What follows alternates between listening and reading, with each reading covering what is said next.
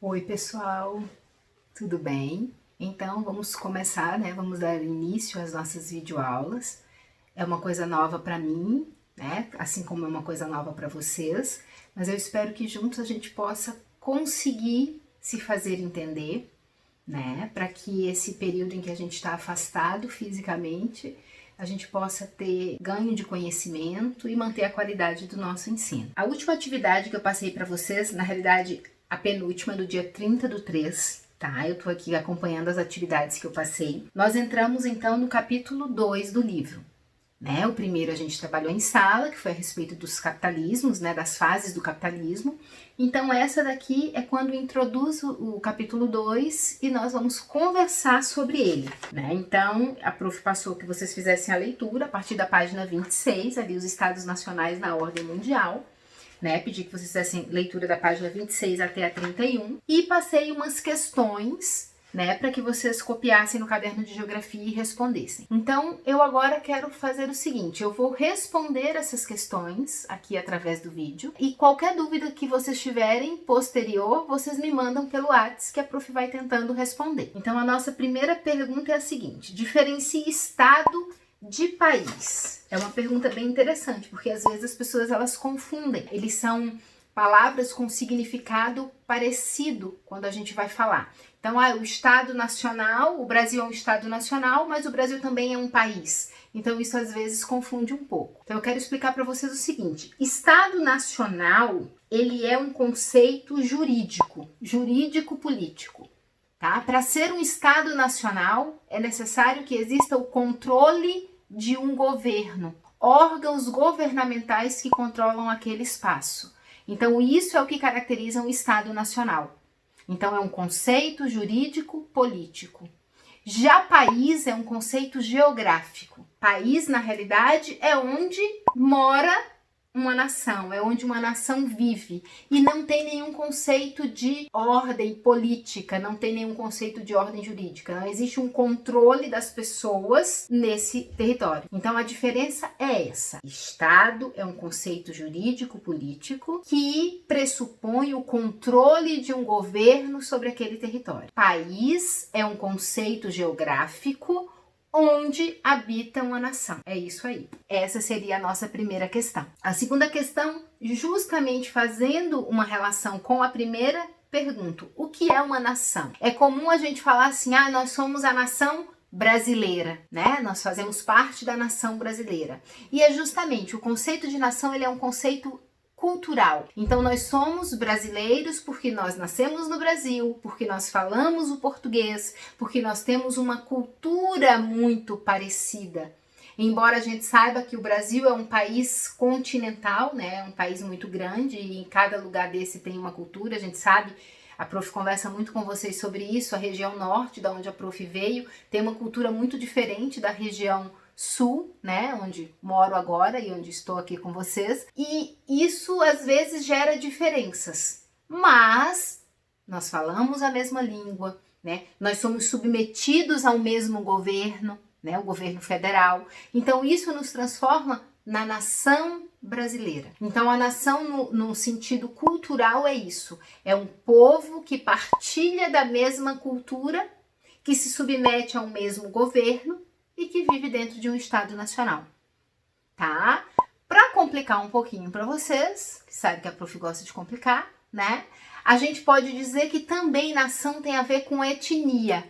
E se eu for falar isso, então a coisa muda um pouco de figura. Porque no Brasil existem pelo menos 305 etnias ou nações indígenas, que têm uma cultura muito particular, que têm costumes muito diferentes entre si e muito diferentes dos nossos costumes. Então essas 305 etnias, elas compõem nações indígenas que fazem parte da nação brasileira, da qual eu e vocês estamos incluídos.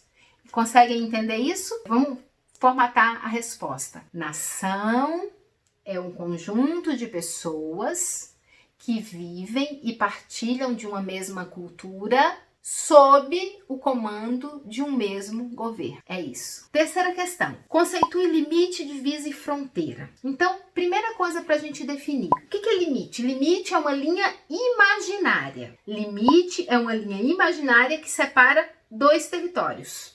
Então, por exemplo, a gente tem entre Gramado e Canela, a gente tem um limite. Só que a gente não percebe muito bem onde a gente sai de Canela e entra em Gramado. Existe um limite ali, mas a gente não percebe. Por isso a gente diz que é uma linha imaginária. Divisa. A divisa já é a materialização do limite. Ou seja, quando o pórtico de Canela, o bendito pórtico, for construído, a gente tem ali uma prévia, né, do que será o pórtico. Ali é a materialização do limite. Então, ali a gente vai chamar de divisa, que é a materialização do limite entre duas áreas, entre dois territórios. Certo? E por fim, a fronteira. A questão da fronteira, a gente diz que é uma faixa de transição variável, às vezes é mais larga, às vezes é mais estreita. Não sei quantos de vocês já foi até Rivera, né? Que ela faz, na realidade, uma fronteira com Santana do Livramento. Então, existe uma praça ali e essa praça divide as duas cidades que ficam em países diferentes. Então, a fronteira nada mais é do que essa faixa de transição entre os territórios de dois estados nacionais. Então, quando eu falo em fronteira, eu estou falando em dois países diferentes, ok? Se eu estou dentro do Brasil, eu falo em limites e divisas, porque todos os municípios pertencem ao Brasil. Quando eu falo em países diferentes, aí a gente se refere a fronteiras. E dentro dessas fronteiras pode haver barreiras naturais, como um rio, né, uma floresta, ou artificiais, como muros, como praças, que foram construídas para fazer essa limitação. Ficou claro? Então a gente vai agora para a quarta questão. A quarta questão diz assim, eu pergunto assim, quantos países existem no mundo? Às vezes a gente pega aquele planisfério, olha e não conta, né? Até porque tem tanto pontinho pequeno e a gente não consegue. Mas quantos países existem no mundo? Então assim, depende da definição de país. Se a gente pegar a definição de país da ONU, né, aquele país que é reconhecido internacionalmente, nós temos hoje no mundo 193 países. 193 países de acordo com a classificação feita pela ONU, que daqui a pouco nós vamos estudar sobre essa organização. Então, são 193 países do mundo. Alguns desses países, eles não são membros da ONU, mas eles participam como estados observadores. Agora, se a gente pega a divisão cartográfica, na realidade do mapa mundi, a gente contabiliza 249 países. Aí você vai dizer, nossa, prof, mas que diferença? Exatamente. Porque além desses países independentes que reconhecidos internacionalmente, né, como é o caso dos Estados-membros da ONU e do Vaticano, a gente vai ter países que não são totalmente reconhecidos, como é o caso da Palestina e do Kosovo, né, no sudeste da Europa e de Taiwan, e aquelas áreas independentes que ainda estão sob o controle de outros países, pessoal, como as Ilhas Caimã, as Ilhas Virgens Britânicas, né? Então, essas são áreas, são países que estão submetidos. Lembram do colonialismo que a gente conversava, que são colônias? São as colônias modernas. Elas não têm autonomia, elas são vinculadas a outros países. Então, por essa conta, nós teríamos hoje 249 países, tá? Então, vocês respondam essa do seguinte: de acordo com o conceito de país da ONU, 193 países. De acordo com a divisão, né, da cartografia, 249 países, ok?